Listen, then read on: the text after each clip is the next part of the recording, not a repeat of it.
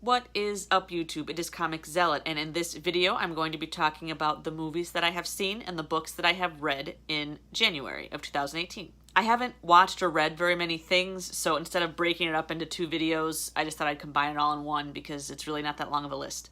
We'll start with the movies. The first movie I saw was called Dreamhouse Nightmare, and it was just one of the horror movies. I don't know if it was Prime or Netflix, I have both, but it was one of the recommended ones. And I thought it sounded so bad I would check it out. Turns out it wasn't bad in a good way, because you know those movies that are like so bad that they're good?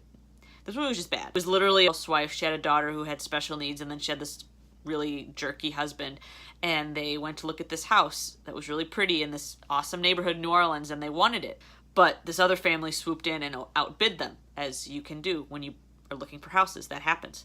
But this woman flipped out, and she decided to haunt and terrorize the couple that moved into the house. And it sounds like it could be good, but believe me, it's not. It was a letdown. The next movie I saw was Jumanji, the newer one, which was absolutely hysterical. I haven't found anybody yet who has seen that movie and not liked it. It's so funny. All of the actors did a great job. I mean, I love Kevin Hart a lot, and he was hysterical. The Rock was great, as he usually is. Jack Black killed it, though, and I'm not a big Jack Black fan, no offense to him. I don't find him that funny. He was so good in this role. I mean, one of the best comedic roles I think I've ever seen from anybody. It so funny. I loved the first movie. I loved Robin Williams, rest in peace. And so I was really skeptical when these trailers came out. I'm like, this looks really stupid, and I love all these people in this movie, but like, this looks stupid. And Jumanji 2, if you want to call it that, it did not disrespect the old one at all. Really happy about Jumanji. The next movie I saw, I could do a whole video on this one. Like, this movie rocked and shook everything within me. It's called Passengers, and it's the Chris Pratt, Jennifer Lawrence movie. And basically, they're the only two in it. This story is just so layered. I don't even know where to begin on it, honestly.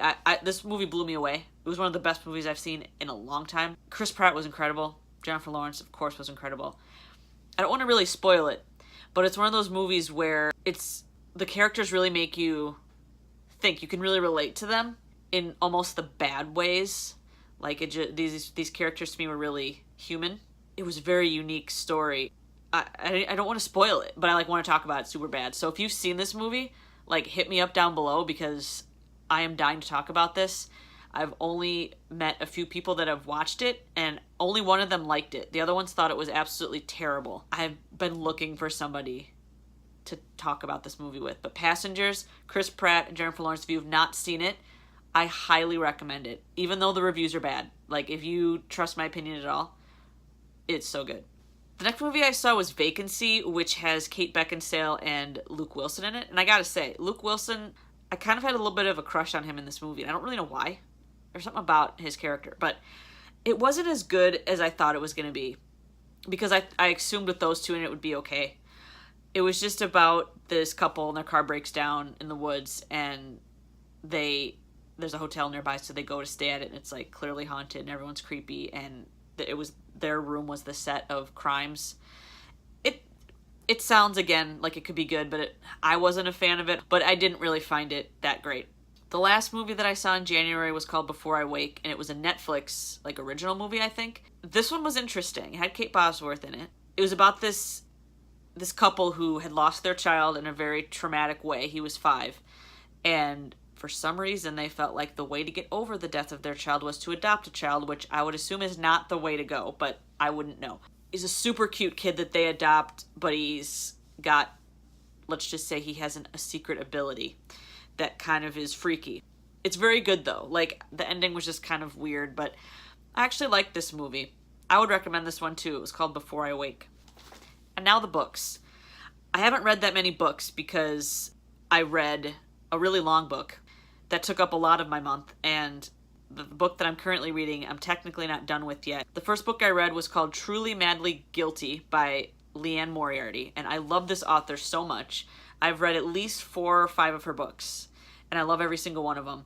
This one was written in a very interesting way. It went back and forth, so there was this event and this whole day that surrounded this event, and then each chapter is either the day of, before the event or after the event. And it kind of jumps around, which seems confusing, but it keeps you really interested because you don't learn until probably 2/3 into the book what the event actually was. But you can tell all these characters are just like really affected by it, and they don't even talk to each other anymore because of it.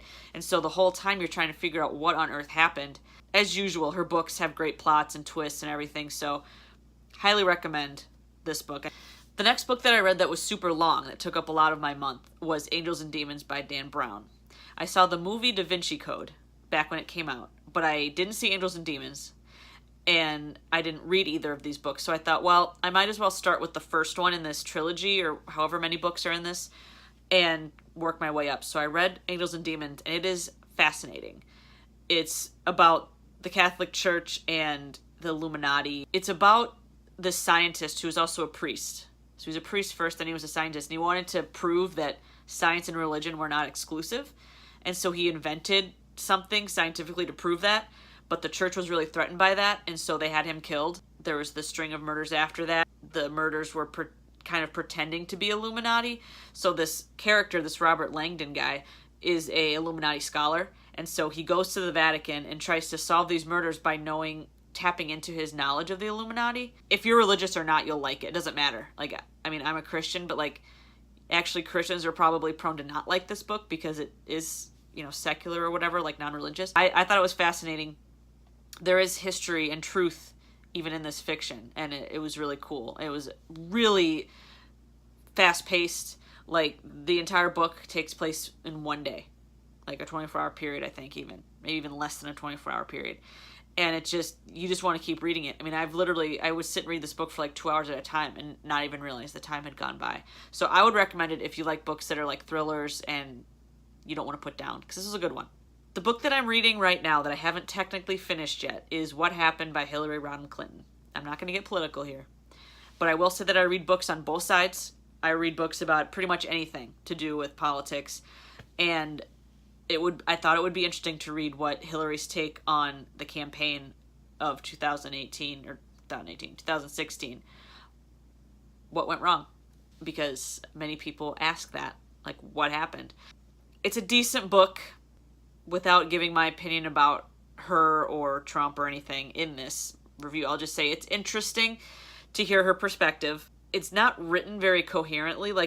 She has really long chapters, and I'm not a big fan of books that have super long chapters. I like being able to end a reading session at the end of a chapter, but her chapters are just super long. She doesn't have that many chapters in the book, so they're all really, really lengthy. That's just my personal preference. I don't really like that kind of writing style, but it's okay. I don't know what I'm going to rate it by the end. There's things that I like about it a lot, and there's things that I'm a little aggravated about, so verdict's still out on that one. But that's it. Those are the books I read in 2018 so far, and those are the movies that I've watched in 2018 so far. I will do another video at the end of February and give you the books and movies that I've watched in February. If you are a new subscriber, first of all, hello and thank you.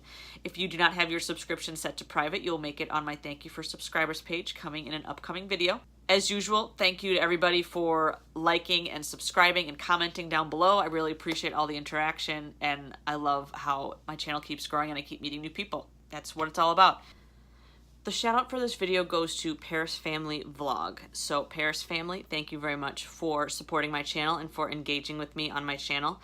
I love the way that you do your vlogs. I love your family, and I like that you take us all around places so I can see a little bit of Florida, and wish that I was in Florida right now and not in Minnesota. You seem like a really fun-loving, sweet family, and so I appreciate finding you on YouTube. I'm glad that you support me, and I am honored to support you back. So if any of the rest of you are interested in checking out the Paris Family Vlog, I will put the channel link in the pinned comment below. So that's all I got for today and this video, and until the next time,